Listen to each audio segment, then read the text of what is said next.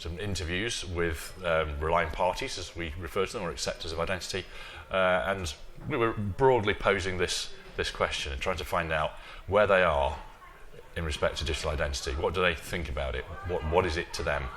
So we're going to share with you, some of the findings of the report that we published a couple of months ago. So John Mithershaw, Jonathan Distler is with me from Daon, and he's going to pick up the lion's share of the presentation. I'm just going to top and tail.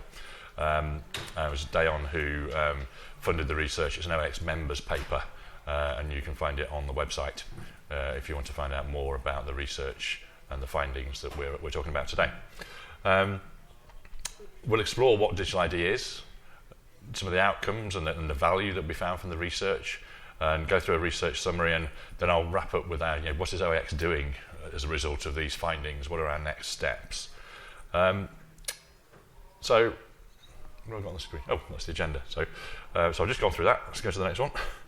So, who are the Open Identity Exchange, I hear you ask? So we're a members community, and members come together to tackle problems, issues, provide thought leadership in the context of reusable and interoperable digital identity. So we're doing a lot of work around global interoperation, framework to framework, country to country interoperation of digital identities.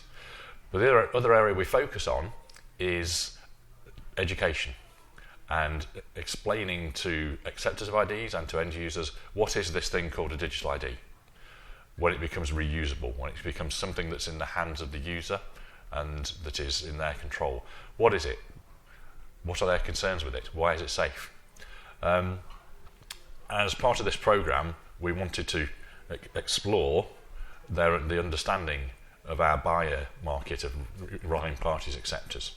So Geraint and Daon helped us explore this, reached out to several representatives from diverse sectors, diverse use cases, and what we found was a surprising level of confusion. Surprising. And quite a lot of misconception and quite a lot of knowledge gaps. Just to test the knowledge of this in the room, and there's opinion in my question here, would anybody like to give me your definition of what digital identity is? What does it mean to you? A set of attributes in a particular context that give me access, authorization, or authority to do something that I want to do in my Yep. in that context. That's good. That's good, Shreya. Anyone else? Not physical. So digital, not physical. Any other definitions? So if you all gave me your definition, it would be different, subtly different perhaps, but they would all be different, and that's one of the things we found when we went out and interviewed the different relying parties. But with that, I'll hand over to Jonathan to take us through the results of the analysis. Thank you. You guys can hear me here. I don't want to turn on this thing. I don't end up electrocuting myself here, and that would be a totally different speech. Can you hear it? This would work? Okay. All right. So, interestingly enough, both sets of definitions that you gave came back in our research. I'll get to that in a later slide, but both of them did come back that way. So you're right on target. All right. So what was the problem that Geraint and the team were hoping to solve here by doing this research? Really, what they wanted to do was give digital buyers the opportunity to say what their experience was like. Going after being a buyer for digital ID. So they wanted to contrast actually the findings that they had with experts, people that are in this room who really understand digital ID, and to see what the gaps were and really tell it like it is. And at the end of the day, there were two goals. Number one is to raise the level of engagement of buyers, and the second is to help solution providers like ourselves do a better job of creating good solutions and standards that will support them. The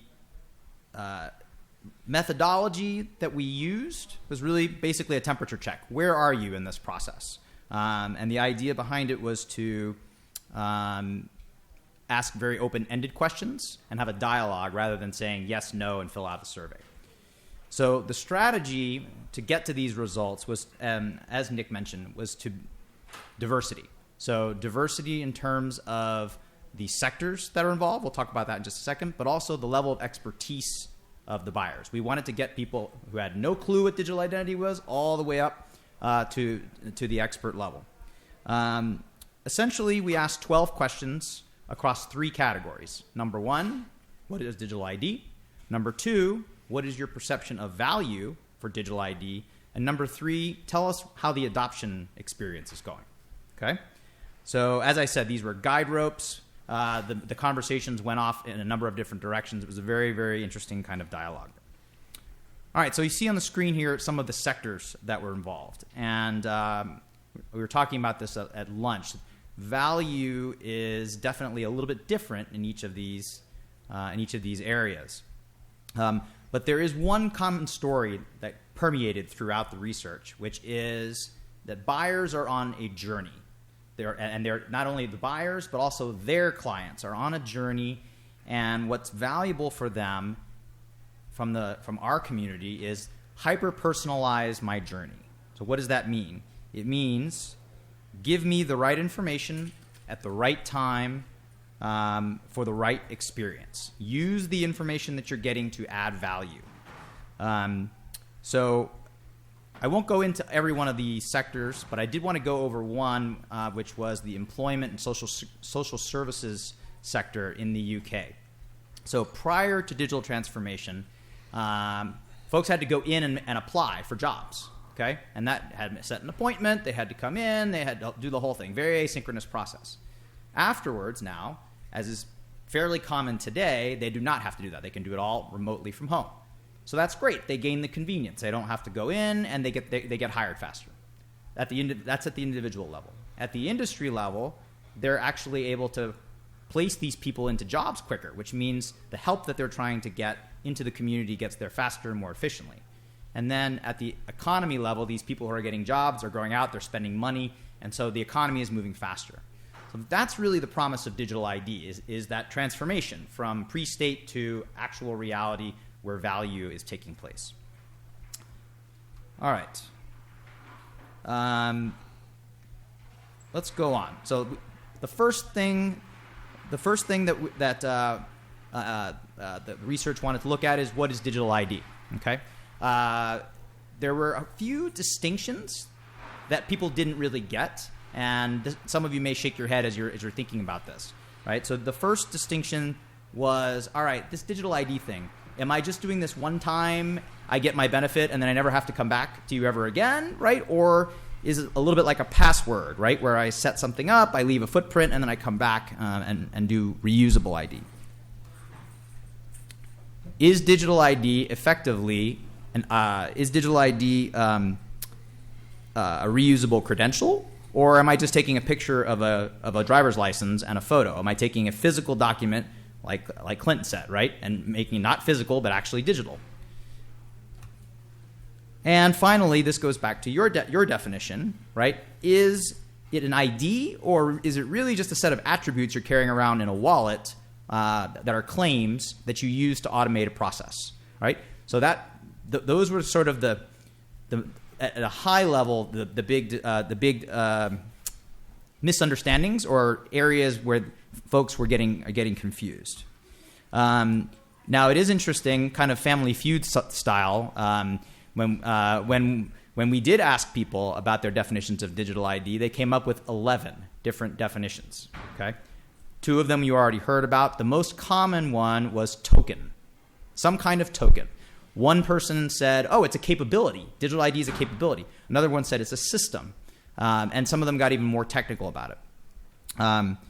So what this equates to is really that there's a lot of technobabble out there. And the first real finding that I wish to share with you all is that it's critical that simple, non-technical language be used to explain alongside the real-world examples that inform and educate people, as opposed to just using terminology for the sake of using terminology.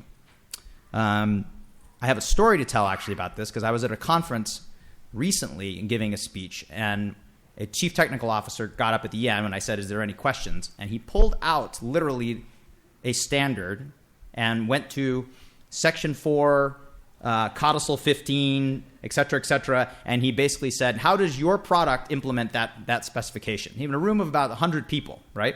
And the interesting thing was we answered his question, but we lost almost everybody in the room until we pulled it back and said, now, why did he ask that question? He asked that question because his system needs to be interoperable in order for his clients to do A, B, C, D, and E. And everybody's like, oh, okay, that makes sense, right? So there are ways, even if you have to get into the technology, to be supportive, right, and still answer the question, but keep people engaged in the process.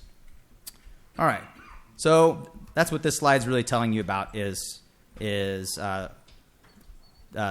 definitions of digital ID. All right, so let's move into the second area, which is about perceptions of value. Okay, so as I mentioned earlier, buyers said we're on a journey, right, with digital ID. Not so different from the journey we all made to come to Las Vegas. Okay, so for that journey to be valuable, right? How can the tech community, the identity community, be helpful and make things valuable? Help me drive from point A to point B, and don't get lost on the don't lose the goal in mind. In other words, don't get distracted by individual components. Keep me going and focused on the journey. Along the way, make sure I'm protected, right? But don't get caught into individual components and descriptions and features. Keep the navigation simple and the technobabble out. And then, yes. And so this idea of a journey kind of permeates into outcomes as well. If I'm going to Las Vegas, okay, how will digital identity help me do tangible things like make better decisions, compete, right, whether that's by gaining loyalty or via the user experience? If I'm not required to do this, why should I do it? How is it relevant to me? How is it different than what I'm doing now or not doing now? Okay. Will it help me if I'm in consulting and I have utilization targets? Will it help me meet those targets? Will it help me with the bottom line, profit or loss? Will it keep me out of in the news in a favorable light, or will it keep me out of the news in an unfavorable light? And will it keep me out of the courtroom? If I have to do it, can you guarantee me that my regulator will do a tick box and that it will work? And then the last one, which is a big one, is can I maximize my addressable market, or can I meet some kind of inclusivity policy goal as a result of this? Okay, these are the tangible outcomes that the research says were valuable for buyers. Ultimately, at the end of the day, what they said is people want to understand the vision, right? They get the digital identity can be complicated. They get that it gets simpler, okay? But they want to understand the art of the possible. So I think about this in terms a little bit like explaining space travel. We certainly could get up and we could talk about rockets, and we can talk about propulsion, and we can talk about all the rocket. It's rocket science. It's complicated, right? We can get caught into all that, or we can just do what John F. Kennedy did when he said, our goal is to put a man on the moon and bring him back safely. That's our vision. And at the end of the day, buyers would say, I may think you're crazy. Like, what do you mean we're putting a man on the moon? But I at least get it, right? And that's ultimately, I think, a big source of gap and confusion right now between what buyers are seeing in the market and what sellers are doing. All right. So at the end of the day, with value, buyers are saying that there is value there, but they're saying the vision doesn't seem achievable yet. On the business side, they're definitely seeing value in terms of 3 areas: revenue enablement, cost management, and fraud detection. So that the last point is adoption. What's going on with adoption? So questions come out about adoption in a couple of different categories, but the basics, like how does digital identity work? How much does it cost? What's the model? That sort of thing. Who's the intended audience? But more generally, as the title of this session said, they just get stuck. So, they have difficulty understanding the benefits, quantifying the benefits, making a business case to their leadership about the benefits, the timelines, the proof points. How will I know that I've gotten there and that I've been successful? People are interested in shifting the dial, but they are confused where to go next. They get stuck very often. A final piece that's related to this is, how do I choose the right vendor? What are the good characteristics of a partner in digital identity? The first ones, the main ones would make sense. A proven track record. Have you done this before? Do you have accreditations? Are you committed to relevant standards? And can you demonstrate that? But the bigger one really is a little more subtle than that, which is, if I'm going on a journey, does this vendor want to go on the journey with me? And how do they demonstrate that they want to go on the journey with me? There's 3 ways to do that. Number 1, they understand what my outcomes need to be, not just their outcomes. Number 2, they want to develop things together. They want to sit together in roadmap discussions, but also when during the implementation, they have people who are helping out with those things. So interesting and related to adoption, because the key to a lot of adoption, in my experience, has been that partnership between the client and the supplier. All right. So kind of wrapping up, the overall, what buyers basically said is buying digital identity is hard. And for many of them, there's a sense of what's in it for me. I don't get why should we do it? And that overall is slowing down the buying process. And for those of you that are involved, I'm seeing some head shaking. That yes, I'd like it to go faster, Jonathan. Well, that's why, right? That's a big reason why. Parenthetically, from my experience in the industry, we tend to look at our technology and we think it's cool, right? We love it. Look, let me show you a cool demo. What the research is saying is buyers don't buy technology because it's cool.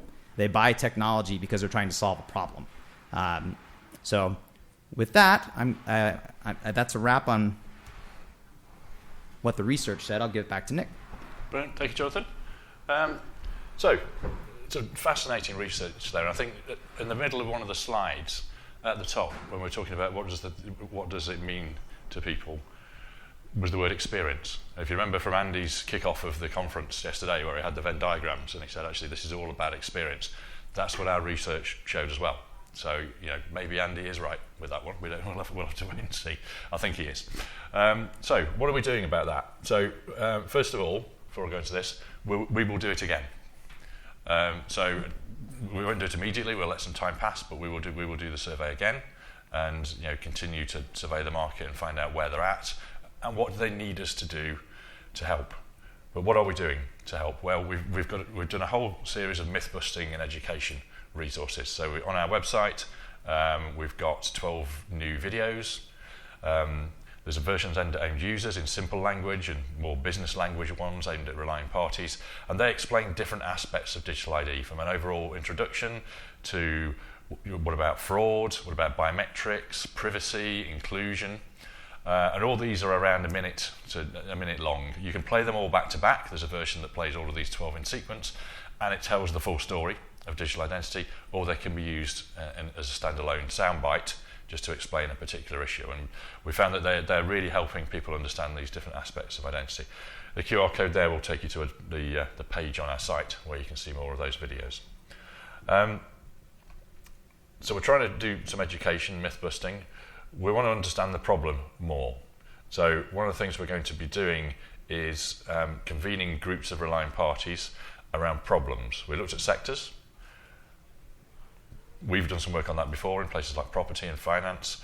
We try to flip it on our head, and we're going to drill into some of the problems like fraud, manual process costs, onboarding, compliance, and work with groups of relying parties who we've got connections into through our members to explore these particular problems and work out what do we need to do to remove some of the myths and to give confidence in that particular issue that we identified as the report. And then we're also doing lots more resources to help. We've got a paper on the website, which is Are You Ready for Digital ID? That goes through the benefits. We've got some explanation of what the trust framework is.